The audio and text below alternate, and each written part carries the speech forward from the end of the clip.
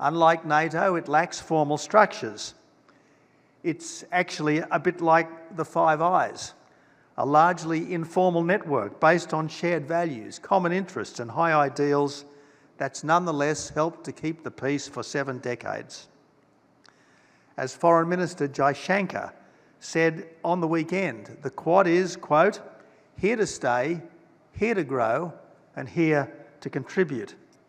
And if that works out with annual leaders' summits and scheduled officials' meetings, it certainly could be the most important strategic initiative since NATO.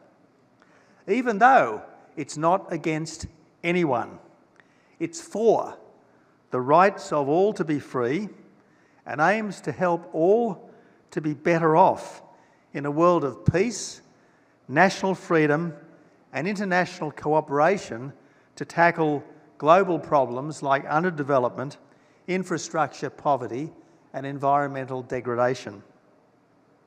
But that does mean standing strong against those who would breach the peace.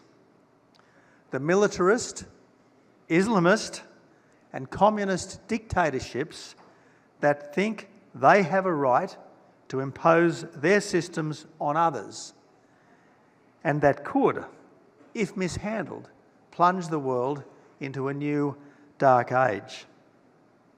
The Russian dictator thinks he's on a mission from God to destroy Ukraine, even though its people have every right to look west rather than east. Apocalyptic Islam seeks a new Holocaust, expunging Israel from the river to the sea. And Communist China bullies its neighbours, even India, as part of its oft-declared intention to be the global hegemon by 2050. Its next step is taking Taiwan, by force if necessary, a practically independent country of 25 million people that's never been under communist rule, that's hardly ever been governed from Beijing, and that's living, breathing proof that there's no totalitarian gene in the Chinese DNA. Now, as a backpacker in India 40 years ago, I spent 3 weeks in Bokaro Steel City as a kind of teacher's aide at St Xavier's School. So I do understand the practical help that the old Soviet Union gave to India at a critical time when the United States unwisely was tilting to Pakistan.